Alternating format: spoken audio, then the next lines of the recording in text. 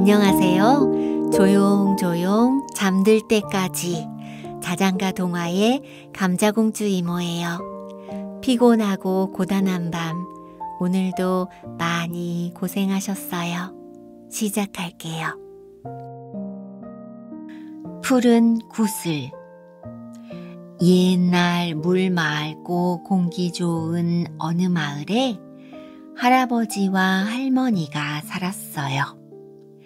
할아버지와 할머니는 평생을 오순도순 살았지만 자식이 없어서 늘 외로웠어요. 항상 적적했던 터라 개와 고양이를 한 마리씩 키우며 자식처럼 귀여워했어요. 하루는 할아버지가 강에 낚시를 하러 갔어요. 그날따라 물고기를 한 마리도 잡을 수가 없었어요. 오늘은 일진이 사납군. 그만 낚싯대를 걷어야겠어. 할아버지가 막 자리에서 일어서려는데 갑자기 낚싯대가 휘청했어요. 어이쿠, 입질이다. 큰 놈이야.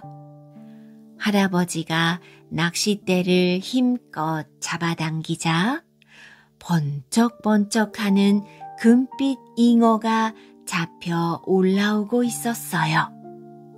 팔뚝만한 커다란 잉어였어요. 할아버지는 기뻐했지요. 그런데 신기한 일이 벌어졌어요. 잉어가 눈물을 뚝뚝 흘리며 말을 하는 거예요. 부탁이에요. 저를 좀 살려주세요. 아니, 잉어가 말을 하네. 딱한 사정이 있는가 보구나. 그래, 잘 가거라. 할아버지는 잉어가 불쌍해서 그대로 강에 놓아주었어요. 다음 날 할아버지가 강에 또 낚시를 하러 갔어요. 그런데 어제 그 황금잉어가 입에 푸른 구슬을 물고 헤엄쳐 오는 것이었어요. 할아버지, 이 구슬 받으세요. 무슨 소원이든 다 들어주는 신기한 구슬이랍니다. 잉어는 할아버지에게 신비한 푸른 구슬을 하나 건네주고 강물 속으로 사라졌어요. 아니, 이게 어찌 된 일이야? 할아버지는 푸른 구슬을 가지고 집으로 돌아왔어요. 할아버지는 할머니에게 낮에 있었던 일을 들려주었어요. 임자, 무슨 소원이든 들어주는 구슬이라니 소원을 하나 빌어보시겠소? 그럴까요? 배가 고프니 밥상을 좀 차려다오. 그러자 고기랑 반찬이 그득한 밥상이 떡 차려졌어요. 이번에는 할아버지가 말했어요. 기와집 한 채만 지어다오. 그러자 으리으리한 기와집이 떡 생겼어요. 할아버지와 할머니는 푸른 구슬 덕분에 금방 부자가 되었어요. 강 건너 이웃마을에 사는 심술쟁이 할머니가 이 소문을 듣고 할머니를 찾아왔어요. 이 댁에 신비로운 푸른 구슬이 있다 해서 구경하러 왔어요. 좀 볼 수 있을까요? 이따마다요. 자, 이거랍니다. 할머니는 아무 의심 없이 푸른 구슬을 내밀었어요. 심술쟁이 할머니는 구슬을 이리저리 살피는 척 하다가 그만 자기가 가져온 가짜 구슬과 슬쩍 바꿔놓지 뭐예요? 심술쟁이 할머니는 푸른 구슬을 훔쳐와서 더 큰 부자가 되었어요. 할아버지와 할머니네는 다시 가난해졌지요. 기와집도 사라지고 창고에 그득했던 곡식도 다 없어졌어요. 개와 고양이도 쫄쫄 굶게 되었어요. 어느 날 개와 고양이가 불쌍한 주인을 보다 못해 이런 궁리를 했어요. 야옹, 나쁜 할멈 때문에 우리 집이 가난해졌잖아. 개야, 뭐 좋은 수가 없겠니? 멍멍, 우리가 구슬을 찾아보자. 좋아, 야옹. 다음날 개와 고양이는 강 건너 심술쟁이 할머니네로 갔어요. 고양이는 헤엄을 못 쳤기 때문에 개가 고양이를 등에 태우고 강을 건넜지요. 무사히 강을 건넌 개와 고양이는 심술쟁이 할머니 집에 몰래 들어갔어요. 먼저 고양이가 살금살금 안방으로 들어갔어요. 그러자 심술쟁이 할머니가 화를 내며 고양이를 쫓았어요. 아니, 웬 놈의 고양이가 남의 방으로 들어와? 이번에는 고양이가 곡식 창고로 갔어요. 창고 안에는 쥐들이 우글우글했어요. 고양이를 본 쥐들은 무서워서 덜덜 떨었어요. 고양이는 대장 쥐에게 무섭게 말했어요. 냐옹, 할머니 방에 있는 푸른 구슬을 가져오너라. 그렇지 않으면 모두 잡아먹어버릴 테야. 심술쟁이 할머니가 잠이 들자 쥐들은 천장을 통해 살금살금 안방으로 갔어요. 쥐들은 장롱을 사각사각 갉아서 구멍을 뚫었어요. 그러고는 장롱 안에 있던 푸른 구슬을 꺼내왔지요. 개와 고양이는 신이 나서 구슬을 가지고 다시 강을 건넜어요. 이번에도 개가 고양이를 태우고 강을 건넜어요. 푸른 구슬은 고양이가 입에 물고 있었어요. 한참을 헤엄치던 개가 갑자기 고양이에게 물었어요. 고양아, 구슬 잘 물고 있니? 고양이는 구슬을 물고 있어서 대답할 수가 없었어요. 그랬더니 개가 또 묻는 거예요. 고양아, 구슬을 잘 물고 있냐고. 왈왈. 고양이는 이번에도 가만히 있었지요. 개는 궁금해서 도저히 견딜 수가 없었어요. 왜 대답을 안 하는 거야? 구슬 잘 물고 있냐고. 왈왈. 고양이도 화가 나서 자기도 모르게 이렇게 대답을 해버렸네요. 그래, 잘 물고 있다고. 그러자 고양이 입에서 푸른 구슬이 툭 떨어져 강물 속에 붕덩 빠져버렸어요. 으이구, 구슬을 강에 빠뜨리면 어떻게 하냐? 그러길래 왜 자꾸 물어봐? 구슬을 잃어버린 개와 고양이는 서로 으르렁거리며 싸웠어요. 무태에 도착한 개와 고양이는 구슬을 잃어버리고 풀이 죽어 있었어요. 할머니와 할아버지를 볼 면목이 없었지요. 바로 그때 물고기 한 마리가 퍼덕거리며 강가로 나오더니 금방 죽어버리는 거예요. 하루 종일 아무것도 못 먹어 배가 고팠던 고양이는 물고기를 덥석 물었어요. 그랬더니 물고기 뱃속에서 그 푸른 구슬이 툭 하고 나오지 뭐예요? 고양이는 너무나 기뻐서 구슬을 물고 집으로 달려갔어요.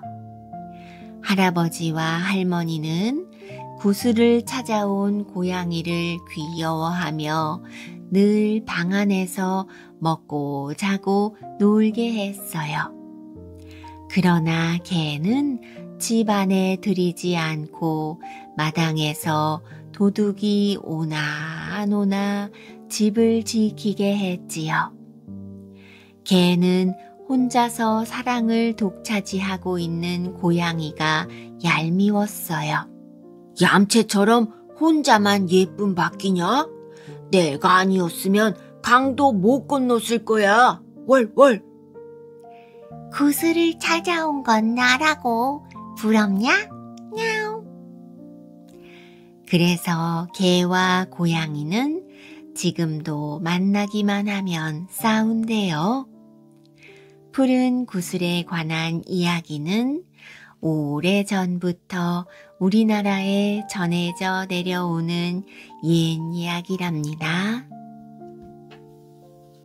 오시오, 자시오, 가시오. 옛날 깊은 산골 어느 마을에 한 성실한 선비가 살았어요. 이 선비는 과거 시험에서 좋은 성적을 거두기 위해 하루도 쉬지 않고 부지런히 공부를 했어요. 책 읽기를 좋아해서 어지간한 책은 안 읽은 것이 없고 글 공부도 많이 해서 매우 총명한 사람이었지요.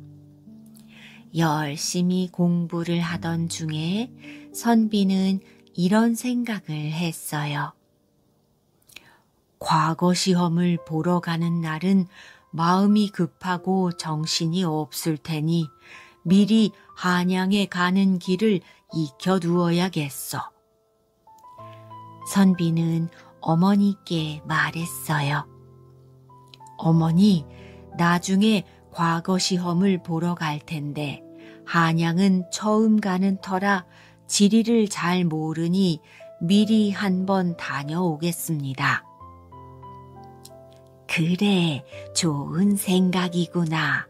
가는 길도 익힐 겸 서울 구경도 하고 오너라. 아들은 일주일 길을 걸어서 한양에 도착했어요. 난생 처음 복잡한 도시에 와본 선비는 눈이 휘둥그레졌어요. 게다가 한양의 물가는 어찌나 비싼지 어머니가 주신 돈도 금세 떨어지고 말았어요. 아휴, 배도 고프고 돈도 떨어졌으니 어서 집으로 돌아가야겠다. 선비가 집으로 가는 발걸음을 재촉하고 있는데 어디선가 구수하고 맛있는 국밥 냄새가 솔솔 나는 것이 아니겠어요? 우와, 그 냄새 한번 좋다. 뜨끈한 국밥 한 그릇 먹었으면 소원이 없겠네. 선비는 자기도 모르게 국밥 냄새를 따라가 보았어요. 그랬더니 주막 앞에 멈춰서게 되었지요.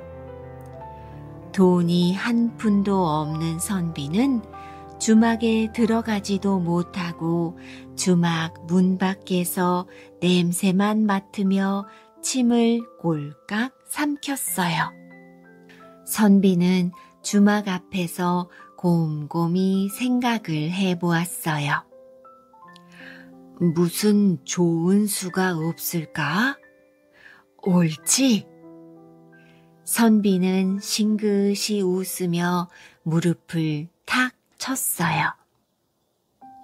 선비는 주막의 쌀이대문 곁에 섰어요.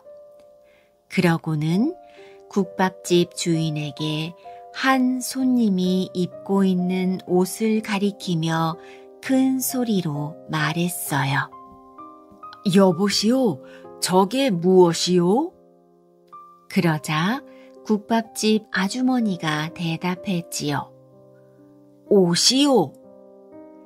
선비는 어깨를 펴고 당당한 걸음으로 주막으로 들어갔어요. 그리고 국밥집을 한번 쓱 둘러보았지요. 평상 위에 커다란 광주리가 놓여 있었는데 선비는 광주리 안에 담긴 것을 가리키며 물었어요. 그렇다면 저건 무엇이오? 잣이오. 주인 안악의 말이 떨어지자마자 선비는 광주리에 든 잣을 허겁지겁 집어먹기 시작했어요. 이거 참 고소하다.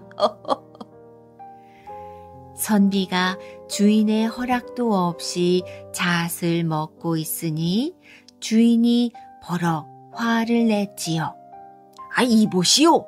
아니 남의 허락도 없이 왜 내 잣을 다 먹어치우는 거예요?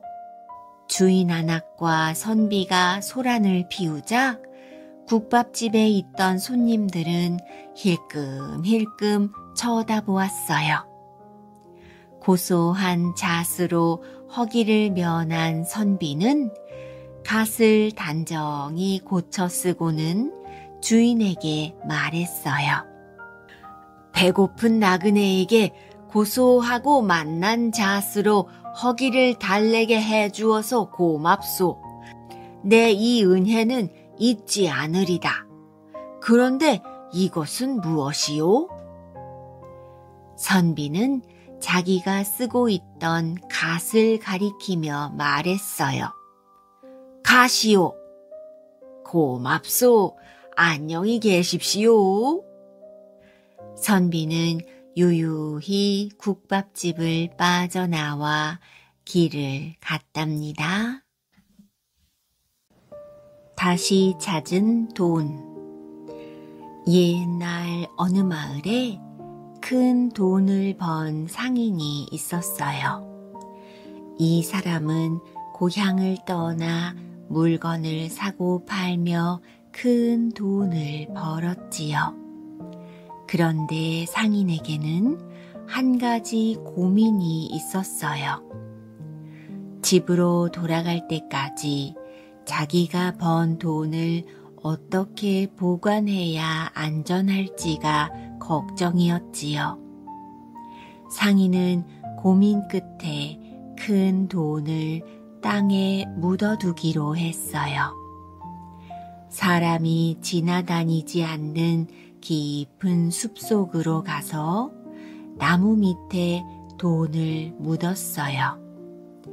그리고 그 곁에 자기만 알 수 있는 표시를 해 놓았지요. 며칠이 지났어요. 장사를 마치고 고향으로 돌아가기 위해 돈을 찾으러 간 상인은 깜짝 놀랐어요.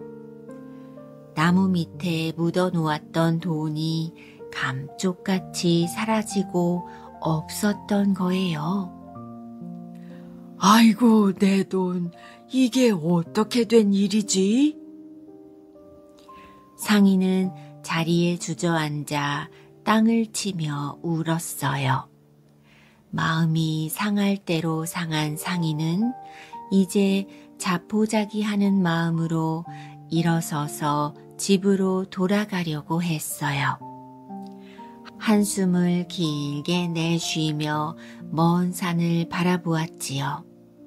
그런데 돈을 묻을 때는 미처 보지 못한 집이 한 채 있는 것을 발견했어요.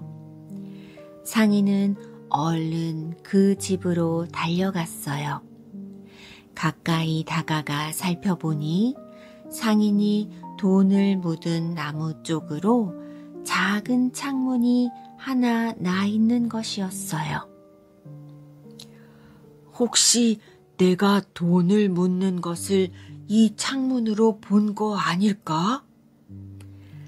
상인은 아무 일도 없었다는 듯 침착하게 문을 두드렸어요. 그러자 덩치가 큰 집주인이 나왔어요. 나이가 좀 든 얼굴이었지요. 상인이 집주인을 보고 말했어요. 안녕하세요. 저는 장사를 하는 상인인데 어르신의 지혜를 부탁합니다. 무슨 일인지 말해보시게. 예, 제가 이번에 큰 돈을 벌었습니다. 그런데 집에 가려면 이것저것 마무리해야 할 일도 있고 해서 돈이 가득 든 자루를 안전하게 보관해야만 했지요. 그래서 저는 저만 아는 곳에 돈을 묻어두었습니다. 그런데요, 내일 아침에는 더 큰 돈을 받기로 되어 있습니다. 이번에 받을 돈은 어떻게 보관하는 것이 좋겠습니까? 땅에 묻는 것이 좋을까요? 아니면 믿을 만한 사람에게 맡기는 것이 좋을까요? 그러자 집주인이 알 수 없는 눈웃음을 쳐가며 대답했어요. 내가 자네라면 내일 받을 돈도 같은 장소에 묻겠네. 땅속보다 안전한 곳이 어디 있겠나? 역시 어르신의 지혜를 구하길 잘했군요. 어르신, 내일 돈을 받으면 지난번에 묻어둔 돈이 잘 있는지 확인하고 나서 그곳에 돈을 같이 묻어야겠습니다. 상인은 인사를 하고 그 집을 떠났어요. 그리고 돈을 묻어두었던 나무 가까운 풀숲에 몸을 숨겼지요. 그날 밤 상인이 돈을 묻어놓았던 나무에 누군가가 호미를 들고 나타났어요. 낮에 만났던 나이 지긋한 집주인이었어요. 집주인은 호미로 땅을 파더니 지난번에 꺼내간 돈을 도로 묻어놓는 것이었어요. 못된 집주인은 상인이 내일 받게 될 돈까지 모두 차지할 생각에 싱글벙글했어요. 내일이면 더 많은 돈을 차지할 수 있겠군. 그런 걸 나에게 묻다니 정말 멍청한 사람일세 그려. 지혜로운 상인은 욕심 많은 집주인이 떠나자마자 땅속에 묻어놓은 돈을 얼른 파냈어요. 그러고는 휘파람을 불며 고향집으로 돌아갔답니다. 다음 날 같은 시간쯤 못된 집주인은 땅을 파보고 엉엉 울었답니다. 순한 마음 진옥이. 옛날 옛적 깊은 산속에 순한 마음을 가진 처녀 진옥이 살고 있었어요. 진옥은 손재주가 뛰어나고 일도 야무지게 하여 마을 어른들의 귀여움을 받았지요. 진옥은 부모님 말씀도 잘 듣고 어린 동생들도 잘 돌보는 참 착한 아이였답니다. 그러던 어느 해 진옥은 이웃마을의 부잣집 장남에게 시집을 가게 되었어요. 홀옛날 사람들은 모두 부러워하며 말했지요. 진옥이는 복도 많지 좋은 집안으로 시집 간다더라. 하지만 진옥의 마음은 무거웠어요. 아버지는 딸의 손을 따뜻이 잡고 말씀하셨어요. 진옥아, 어디서든지 사람 마음을 얻는 것이 제일이란다. 힘들어도 참고 마음을 곱게 쓰거라. 시집 온 첫날부터 진옥은 고달팠어요. 시어머니는 마을에서도 깐깐하고 고약한 사람으로 소문이 난 사람이었지요. 시집 온 첫날 아침부터 호통이 들렸어요. 일찍 안 일어나고 뭐 하느냐? 이 집은 게으름 피울 자리가 아니다. 진옥은 황급히 일어나 부엌으로 달려갔지만 시어머니는 틈만 나면 진옥에게 잔소리를 퍼부었어요. 이 밥을 누구 먹으라고 지었느냐? 아침밥은 질고 저녁엔 꼬드밥을 만드니 원. 아침에는 밥 짓고 물 깃고 낮에는 빨래하고 논두렁 밭두렁을 다니며 일했어요. 저녁엔 또 식사 준비에 설거지가 산처럼 쌓여 있었지요. 진옥의 하루는 쉴 틈 없이 이어졌어요. 남편은 말이 없고 시아버지는 늘 뒷방에서 담뱃대만 물고 계셨어요. 밤이 되면 진옥은 이불을 뒤집어 쓰고 눈물을 흘리곤 했지요. 그렇게 몇 달이 지났어요. 어느 날 진옥은 장에 다녀오는 길에 산기슭에서 넘어져 있는 늙은 할머니를 발견했어요. 등에 지게를 진 채 길가에 주저앉아 있는 할머니는 기운이 없어 보였어요. 진옥은 급히 다가가 지게를 벗겨드리며 말했지요. 할머니, 괜찮으세요? 지게가 너무 무거워요. 제가 좀 들어드릴게요. 노파는 놀란 듯 진옥을 바라보다가 고개를 끄덕였어요. 요즘 같은 세상에 이런 고운 손길도 있구나. 넌 누구 집 딸이냐? 진옥은 웃으며 대답했어요. 저는 이씨 증손댁 며느리 진옥이에요. 할머니는 갑자기 환하게 웃으며 작은 보자기를 하나 꺼내주었어요. 이건 내가 직접 캐고 말린 약초란다. 이것을 갈아서 국에 조금씩 넣으면 속이 서늘하고 딱딱한 사람도 마음이 조금씩 풀린단다. 꼭 가져가서 써보렴. 네, 할머니. 진옥은 집에 돌아와 잠깐 망설였지만 그날 저녁 시어머니의 국에 그 약초를 살짝 넣어 보았지요.